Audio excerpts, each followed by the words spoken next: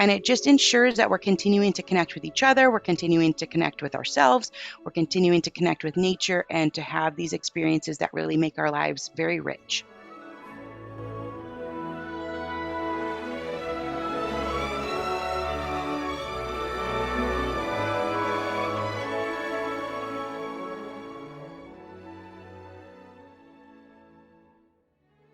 Hello, and welcome to the Arts of Language podcast with Andrew Pudewa, founder of the Institute for Excellence in Writing, or as many like to say, IEW. My name is Julie Walker, and I'm honored to serve Andrew and IEW as the Chief Marketing Officer. Our goal is to equip teachers and teaching parents with methods and materials which will aid them in training their students to become confident and competent communicators and thinkers.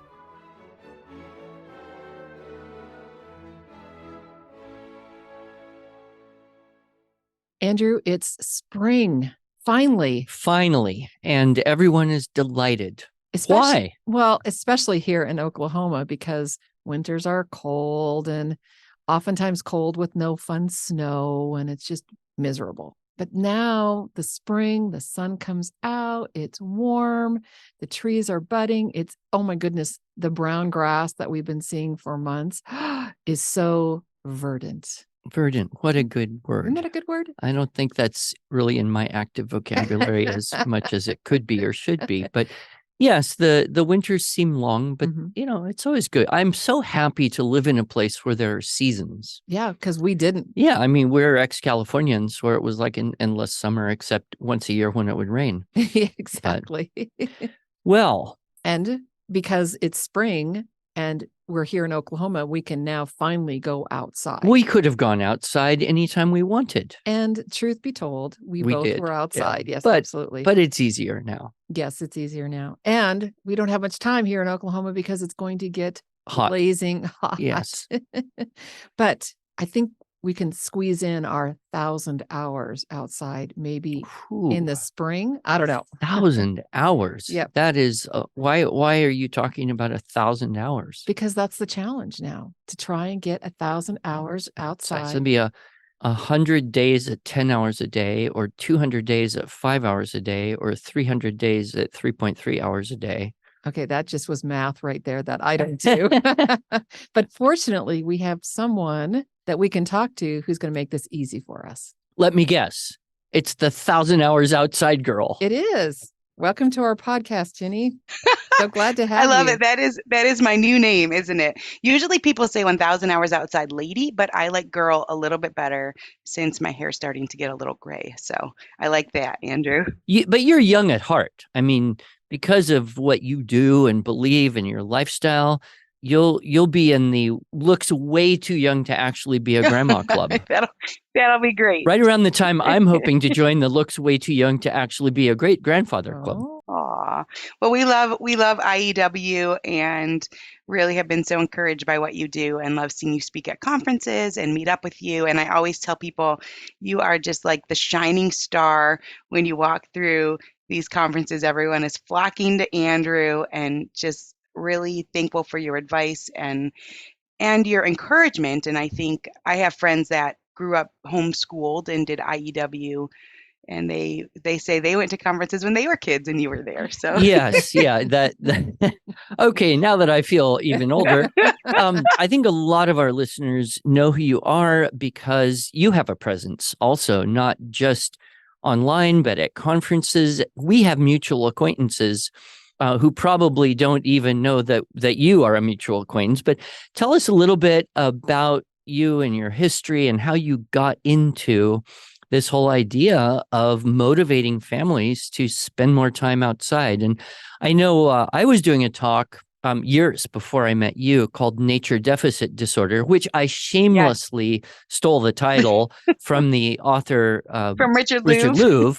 And so when I saw you, it really resonated with what I had been convicted of in terms of, we're, regardless of who we think we are and what we think we are accomplishing, we are all suffering from a disconnect from nature. So how did you get into this? Well, I got into it just from not being a very good mother. sometimes that's the way things go, I think. I really struggled when my kids were little, and I struggled because I wasn't quite sure what to do with them, and because the needs of young children were more than I was expecting, and really truthfully more than I felt comfortable even handling. We had 3 under 3 at one point, and I just felt like each day was so long and so hard and so difficult, and then it never ended. It didn't end in the night, it didn't end on the weekend. It just never ended. It was this forever feeling of drowning and failing, and so that's sort of how I started my mothering years, and I really struggled because I wanted to enjoy it, and I was planning on enjoying it, and I loved my kids, but the day to day was so difficult for me. And so we just didn't even know, I didn't know how to plan our days and what to do with our time. And so I was just signing up for all of these different programs, and programs that were great, the library program, the swim class, the mom and tot movement, music class, all of these different things. And it was a lot of work for very little payout in our particular situation to Mm. try and corral a bunch of kids into a vehicle and get them out and through the parking lot and no one get their fingers smashed and all the car seats and all the diaper bags and everyone's in a different size diaper and this one spit up and it was just a thing. And I would go and I'd put in this maximum effort for 45 minutes of an activity where they didn't even really want to be there and then do it all in reverse. I was just exhausted. Mm. And it would be 11 in the morning and I'd think, oh my goodness, I still have 7 hours till my husband comes home. So I lived that way for several years. And then I had a friend at MOPS, which is Mothers of Preschoolers, which is another program that I signed up for, which was really one of my favorites. You're supposed to be able to drop your kids off in the daycare. But then my kids never lasted. They were always bringing mine to me crying, but that was the point. And so we met twice a month. And, sometimes you have these things in life that just are happenstance. I love learning Andrew's story about, his path toward being a writer, and it includes violin and Suzuki. I mean, we have these different things in our life, these different things that seem sometimes even inconsequential. But I had a friend at my table who talked about Charlotte Mason, who was a British educator in the 1800s, and I didn't know anything about her. I didn't even know she was from the 1800s. And this friend at my table told me that she said it like this. She said, Charlotte Mason says kids should be outside for 4 to 6 hours a day whenever the weather is tolerable. And I just remember thinking that was the most outlandish idea. I mean, that's what I thought in my head. I didn't say it out loud because you're like desperately trying to make friends when you've got these little kids. But I just thought 4 to 6 hours, first of all, who has time for that? Second of all, what would the kids even do? Because I was used to these shorter programs, 30 minutes, 45 minutes. It's kind of a disaster. You're trying to make sure your kid does the craft and doesn't hit the other kid and all these different things. And I thought, well, what would a child do for 4 to 6 hours outside? But she asked me to do it. She says, "Will you will you do it? Will you try it?" And I thought, goodness, no, I don't want to, but I guess so. And so this is a long time ago, back in 2011, and we had a 3-year-old, a 1-year-old, and then an infant, and she had the same. And she said, "Here's the plan. We're going to meet at this park from 9 in the morning until 1 in the afternoon." And she said, "Bring a picnic lunch and a picnic blanket." And I thought, well, that's it? Like, well, shouldn't we be bringing toys and also and action figures and Play-Doh and she said, no, like you just and I thought this is gonna crash and burn. What are the kids gonna do with just a picnic lunch and a picnic blanket? But what I tell people, and this is the truth, it turned out to be, I say, the best day of my life because it was the first good day I had as a mom. And I had just had such a hard time for 3 years, and then I had a good day. And so what ended up happening was we spread out the picnic blanket, and we had food and snacks, and her older two and my older two, they played. And I mean, it sounds like such a simple thing, but there was no playground. It was just this grassy area, a creek that ran through, and ducks and rocks, and they just ran around. And I got to sit and have a conversation, and we held our babies, and the babies slept and nursed and napped and just kind of sat there, and it was beautiful, and the sun was warm, and we left and packed up at 1 o'clock, and I just was so surprised that all of us were refreshed. All of us felt good. The kids fell asleep. It was like a miracle that never happened. They all fell asleep on the way home. I drove around for a couple hours. It was like when gas was cheaper. And so, and then all of a sudden it's 4 o'clock and my husband's coming home in a few hours. And so it was this one day And there's one concept really that kids should be outside for these extended periods of time. And it changed our entire life. It changed my mothering experience. It changed their childhood experience.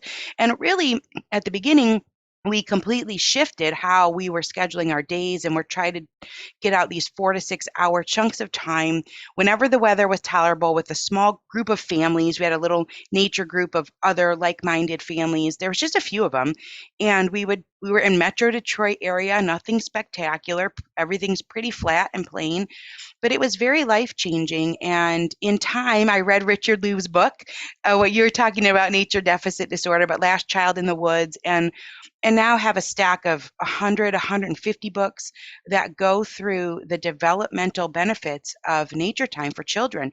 It helps their cognition, it helps them socially, it helps them physically, it helps them with their emotions, it helps them spiritually if that's something that you're looking for. And it also helps the parent. It's just as it helps the caregiver, it helps the teacher, it helps everyone. And so what started out as just being a saving grace for myself, for my own sort of mental well-being and learning to be present, turned into this thing that was really giving our kids lifelong foundational skills and a lifelong foundation that everything else builds off of. And it makes everything else easier in the long run. It helps them with their schoolwork in a myriad of ways to spend time outside. And so it started there. I ended up adding up the time that we were spending outside because there were statistics out at the time that kids are outside for 4 to 7 minutes in free play a day, but on screens for 4 to 7 hours. Wow. Mm. So 4 to 7 minutes versus 4 to 7 hours. And Andrew rattled off his math facts Yes. earlier. So that's amazing. I'm kind of a numbers person. I've got a math degree. So I was just curious. Out of curiosity, how much time are we getting outside? We had this little nature group. We were outside for about 18 to 20 hours a week, which added up to 1,200 hours a year. And at that time, that was the exact amount of time that kids were on screens, and 1,200 hours a year. And it stopped me in my tracks because we are not anti-screen. We use screens. Our kids like YouTube and all of the things that kids like. But it made me realize what we would have missed had those 1,200 hours gone to screens and not to outside time. And so I decided I'm going to call this 1,000 hours outside because it's a little catchier than 1,200 hours outside. But just this premise of returning balance, a premise of returning balance to childhood between real and virtual, and returning balance really to all of our lives between real life and virtual life, and making sure that we are modeling how important it is to set aside the two-dimensional world, to set aside screens, and to live in nature and to have all those experiences, to connect, and also just this part of how important it is for kids' development. So there's a lot to it, and we've been living this way for over a decade, which means our kids have spent 10,000 hours outside in the last 10 years. Nice. And it just is an answer to a lot of modern parenting problems. It has worked for us ages 3 all the way to our oldest is now 14. And it just ensures that we're continuing to connect with each other. We're continuing to connect with ourselves. We're continuing to connect with nature and to have these experiences that really make our lives very rich. Now, I know there's got to be some listeners right now who are thinking, you have a 14-year-old, you're homeschooling, that's like high school, but you're still able to get 3 to 4 hours average a day outside. What about the schoolwork? So the question, obviously, is do your kids do schoolwork outside, or do they just have other things they do outside and they manage to fit all their schoolwork into their day without that time? I'm sure it varies, but how do you integrate the outside time and the need for getting your academics in? Well, the interesting way to look at it is that I believe that movement is learning.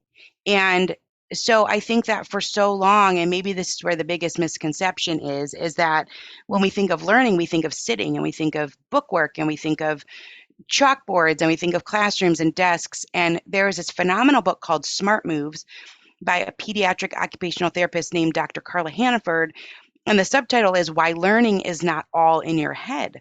And the point of the book, and she has this really cool statistic in there, Andrew, where she says elderly people who dance regularly have a 76% less chance of developing Alzheimer's and dementia. Elderly people who dance regularly have a 76% less chance of developing Alzheimer's and dementia. And so this is a big stat, right? I'm like, I want a 76% less chance of developing that. And all I have to do is dance. It's an interesting thing. But what she talks about in the book is that when we engage in complex movements and increasingly complex movements, it helps our brains work more productively. The wiring and the pathways, they just become faster. And so she has that book. And then Angela Hanscom, who's also a pediatric occupational therapist, these are people who are on the front lines of seeing the decline in skills of children over the past several decades and seeing the wait list for occupational services. She, in her book, talks about sort of similar hours to Charlotte Mason, that even through the teenage years, that teens should be getting 3 to 4 hours of outdoor play and movement a day. So it's a little bit of a shift in terms of what we value, and knowing that movement, and our kids as they get older, now we have a 14-year-old, so he's out shooting hoops and they're riding bikes and they're doing these tricks on their skateboards. And so the complex movements continue as long as they have the time and the space. But we're looking at it over the course of a year. We're looking to be outside for 1,000 hours over the course of a year because there are different seasons. And you're in Oklahoma, we're in Michigan. It's, of course, easier for us to get outside in the summer than it is in the winter, the fall. Actually, the fall is really nice in Michigan. But so over the course of the year, we're just having that as a priority. And by having it as a priority, we are able to fit other things in around it. And our high schooler loves IEW. We love the fix-it grammar. That's one of our favorite things. But we have that, and we have all sorts of things that we use that work for our family. But for us, I think that balance is still important, and remembering that there is value in both the learning that we do at a desk, but also the learning that happens when we're moving our bodies and when we're outside in nature and having these different sensory experiences, and even these different social experiences. So I don't know, it's just a little bit of a different way to look at learning, and it has worked for our family. One of the things that came to me as I was reading Richard Louv's book was my own childhood. And I compared my own childhood with the experience my children were getting,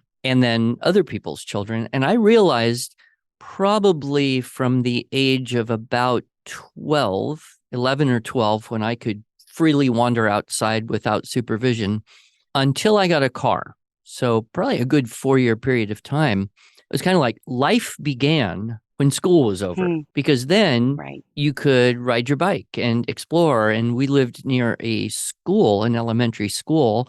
And so that was kind of like this huge area that was accessible. And Southern California, we really didn't have winter. So, all year, really, I would be outside for as much of the afternoon time as I could, which probably averaged 2 to 3 hours from, say, 3 to 6. My father would get home, we have to have dinner, and then you do homework at night. And I look back on that as being so rich, whether it was just climbing a tree or sitting on top of the roof of one of the buildings at the school, or pick up football games with kids, or, as I got a little bit older. One of the things that really struck me is that when I was probably 13 or 14, my mother never knew where I was. I would just get on my bike and I would go wildly crazy far away places. There were no cell phones. There was no need to be in communication. And I knew when I needed to be home. And this level of freedom that I grew up with, I think, is very hard for parents today to even be willing to think about, let alone actually implement. And so I'm sure you've intersected a little bit with this. And Richard Louv talks about the impediments to having more time in nature. One of those being, the fears and constrictions that more modern parents place on their children. Do you have comments or thoughts about that? There's a lot of people who write about that. Lenore Skenazy has a book called Free Range Kids. Yes, I loved that. I Yeah, could not believe she didn't go to jail for writing that book. And she was dubbed America's worst mom because she let her child go home on the subway. I don't remember what age, maybe 8 or 9, maybe 10 Mhm. even.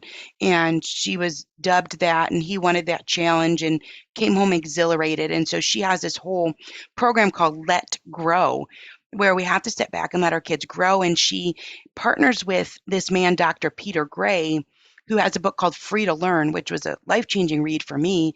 And he talks a lot about that freedom component. And Lenore and they have this organization together called Let Grow.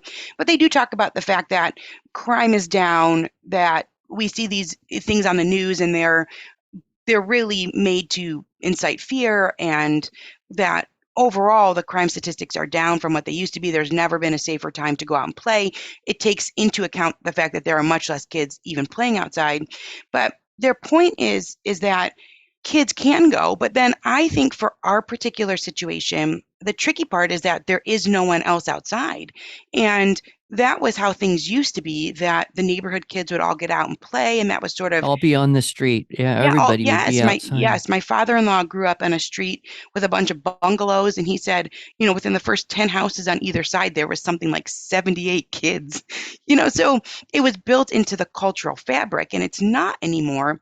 And so for a long time, I felt a little put out as a mom. I thought, well, goodness, what if I could just shoo my kids out the door and there's 20 kids for them to go play with?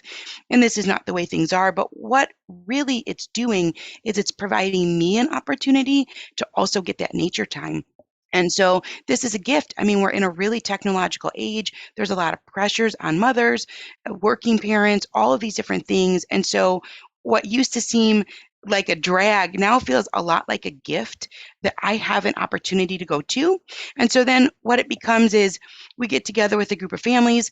Maybe the mothers or the parents are off on the sidelines and the kids are playing, and they get a little bit of that sense of freedom. As our kids have gotten older, they're allowed to go bike and they walk the neighborhoods and things like that. So they are getting a sense of that. But it's interesting, Dr. Peter Gray, he ends that book, Free to Learn. You're going to think this is crazy, Andrew. He ends the book and he talks about how his son, this is in the 80s, so it's a long time ago, but not that long ago. In the 80s, his son wanted to go to Europe. He was super into Dungeons and Dragons. He wanted to go see all these sites he learned about. And so he requested to his parents, can I go to Europe? And I'll figure out how to make the money, and I'll figure out how to buy the plane ticket, and I'll figure out the lodging. This is back before Airbnb, for the internet. And they said, and he's a type 1 diabetic, so they were kind of concerned about his health. And so they finally said that he could do it, and he could go for 2 weeks, and they would drop him off at the airport and they would pick him back up in 2 weeks. He did a collect call or two. He was 13 years old. Oh, Wow. my word. Wow. I know. That's the modern day equivalent of I bet you know the book Bud and Me about the Abernathy Yes, yes, I brothers. bought that one based off of your suggestion. Yes. Oh gosh, that is a scary, mind-blowing book, but I do recommend it to people. So it takes, I guess, today a level of courage and Mm, faith, yeah. just much more. Yes, and there are great things. There's great things out there. Like there's this company called Cosmo Technologies, and they make a smartwatch for kids, and it's just for that. It can call 911 if you fall off your bike, if there's an emergency. I guess maybe you wouldn't call 911 if you fell off your bike, but if there was an emergency, it's got these things built into it so that you can communicate if you're in trouble. And I think there's this book out by Mike Lanza called Playborhood, which is a take on neighborhood and just bringing back play to the neighborhood. And I think that's something that parents can strive to do. If parents are scared, is have everyone get a little smartwatch and let the kids go play at the park for an hour. I think with Peter Gray, I mean, none of us are sending our kids to Europe for 2 weeks. That time period has come and gone. But even just reading that, it challenged me to really think through my own fears. Like sometimes I'm like, I'm exaggerating what might happen. This guy sent his kid to Europe for two Yeah. weeks in the 80s.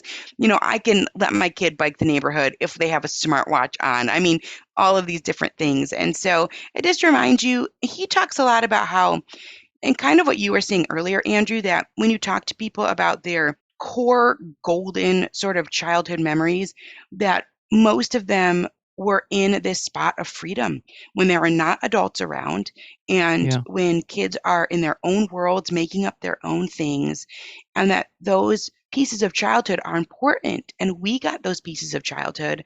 And so it's important that our kids at least get some sort of a taste of that as well. Well, and I'm understanding from people. I'm not in that world really, but even schools have really cut back on the opportunity for kids to be outside on a playground, on the blacktop, the whole sports. Like, let's do everything in the gymnasium so that Right. these kids are easy to supervise and control, because a 5 acre playground is too hard. Yeah. And, that's kind of tragic too, because I think a lot of teachers, they just look at their little room full of 8-year-olds thinking, we're done. They need to be outside, but they can't do that. The Right. constrictions on the schedule and the space and all that. Yeah, it is very tricky. And when you were talking about, playing outside from 3 to 6 in the afternoon, Angela Hanscom, who I talked about earlier, who wrote that book, Balanced and Barefoot, she says she polls people when she goes and speaks different places. How much time do you think you got outside as a child? And people would say the same as you. They would say, look, I walked to school. We walked to school. It took an hour, or half hour. So an hour both ways. And then we had 3 different recesses. I mean, I remember in elementary school, we had recess in the morning. We had a recess at lunch. We had recess in the afternoon. They were all at least 30 to 45 minutes. And then we played outside in the afternoon when we got home until dinner. And so that was sort of built into the social fabric, was that kids did get that time outside. And now we're looking at the statistic of 4 to 7 minutes. And so even inside, Ooh, I think even inside, so for the teacher who says, look, we live in an urban area. We don't have a safe space for our kids to go roam on an outside playground. It's this thought that free play, unstructured, undirected, free play. I don't even know if that's a word, and I'm super self-conscious about saying the wrong words on IEW podcast. you mean free play? Well, if it isn't a word, it should be. So we'll just declare it. But the play where the adult does not direct it and the child gets to dive into their imagination, that can happen anywhere. That can happen indoors. I remember play stations when I was in kindergarten where there was all sorts of stations set up where you could go play. Different kind of PlayStation that our listeners immediately thought of, Yeah. which is, and as you guys are talking, I think, Andrew, you mentioned a couple barriers to this and the courage that it takes, but it also takes conviction Yeah. and a plan. And I think that's what you give us, Ginny, is a plan to at least start the idea that you can spend more time outside. Maybe in 2023, 1,000 hours Right. isn't possible, but maybe 100 Yeah. is. Maybe next year it's 300. And you've got a couple books. I want you to just spend a couple minutes to talk about the resources that you have available to help our listeners pick up the mantle and Yeah. do this, because Mama says, whenever you say yes to something, you have to say no to something else. So what are we saying no to, Ginny? But more importantly, what are we saying yes to? Well, it's interesting. I think that we're not saying no to as much as we thought, because it's just a different way to look at our time, because it does help kids with their cognition. It is like doing schoolwork. And because it helps kids with their social skills. I mean, Kim John Payne has a book called Simplicity Parenting where he says the primary predictor of success and happiness in life, which is a big statement. I don't know who feels bold enough to come out and say, here's the primary thing. The primary predictor of success and happiness in life is how well we get along with others. And that's what you learn when you play without adult direction, because you're constantly having to compromise, and kids are intrinsically motivated to keep playing. And so they're learning how to negotiate and they're learning how to assert their will, but in a way that doesn't turn off other people. And so much is happening during play. It's a different way to use your time. And you can take your schoolwork outside. You can take your IEW books outside when the weather's okay and just do them at a picnic table or that type of thing. And you're still getting that full spectrum sunlight. You're getting the surround sound of the nature sounds. So it doesn't have to be a hike or anything remotely spectacular. It can be the simple things. Take your books outside and read in a hammock, sit against a tree and read your book. So there's a lot that you can do. We have a website, 1000hoursoutside.com, where we have a lot of resources. We have a kickoff pack that has hiking prompts and picture book lists and adventure prompts for each month of the year. We have tracker sheets where we actually keep track. I love that. The checklist. Yeah, we keep track because you know what? This is something to celebrate in this day and age where we're saving time for these hands-on real life moments, and it's modeling to our kids. It's giving them a tool for how to maintain balance in their life between screens and real life. So we have that on our website. And then I have a couple books, a couple that I self-published. I have a book called, well, this is the problem. They all have the same name. This is what happens when you're a non-creative person who enters a creative space.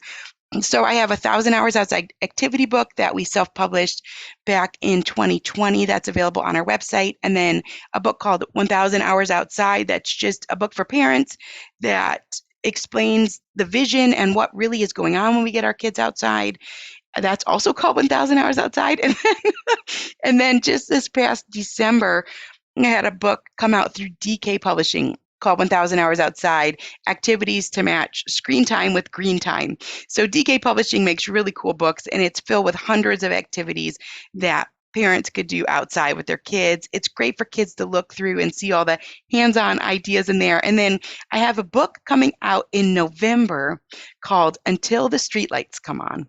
And so that will be out this November 2023 about how a return to play brightens our today and sets kids up for an uncertain future. So we have a lot of things that could help parents, things that are free, also things that you could buy like a book, and have this presence of reminding myself. I have to remind myself and reminding others that what the child finds worthy is worthy, and that we can slow down and yet gain more, and that nature provides something for every age, every day, and we can get a lot out of our time in the outdoors. Yeah, there's a Latin saying multum in parvum, meaning there's more in less.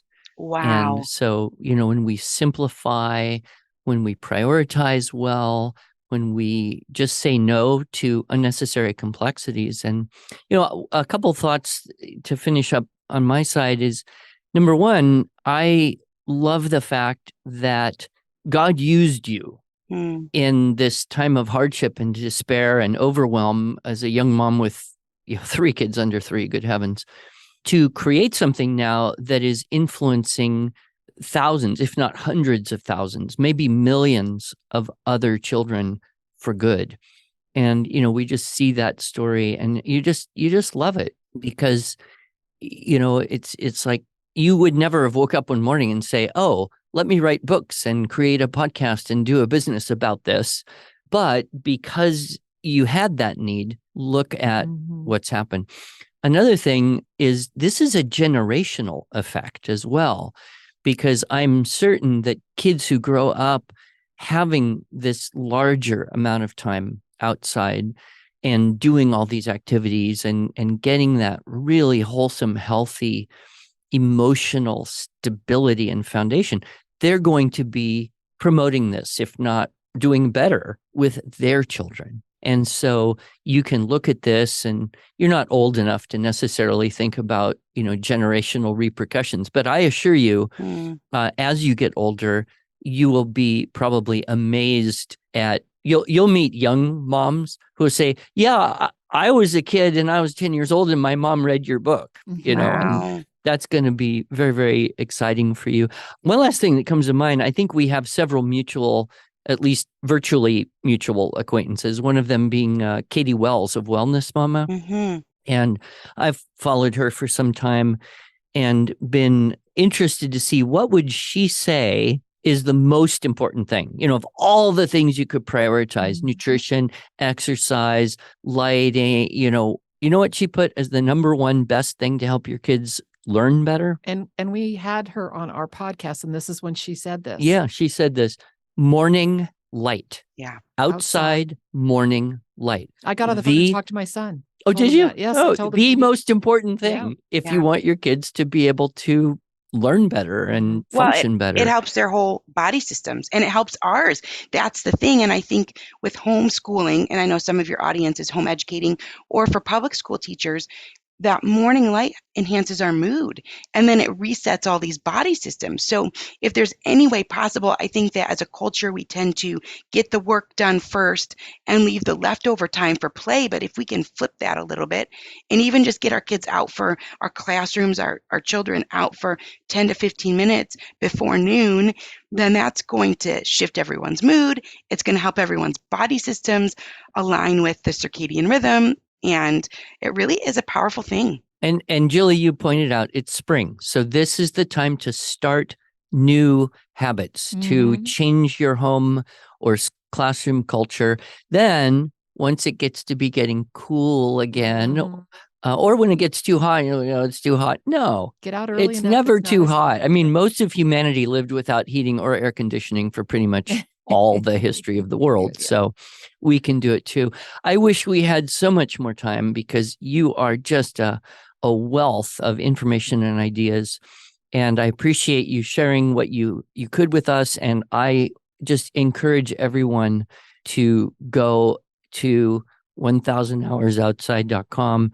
And you've just curated so many wonderful resources. Which is going to keep us busy with our show notes this time. Lots of great links. So please check us out on our website, iew.com/podcast. You'll see these notes. Ginny, what a delight to have you share with us. Thanks so much for having me. It was fantastic. And I will look forward to seeing you again at a homeschool conference in Michigan in a very short time. So yes, in person. Thank you, Ginny. Thank you.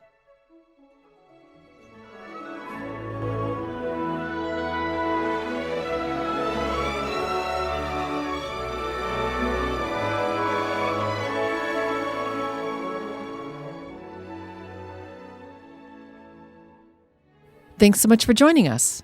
If you enjoyed this episode and want to hear more, please subscribe to our podcast in iTunes, Google Podcasts, Stitcher, or Spotify, or just visit us each week at iew.com/podcasts. Here you can also find show notes and relevant links from today's broadcast. One last thing, would you mind going to iTunes to rate and review our podcast? This really helps other smart, caring listeners like you find us. Thanks so much.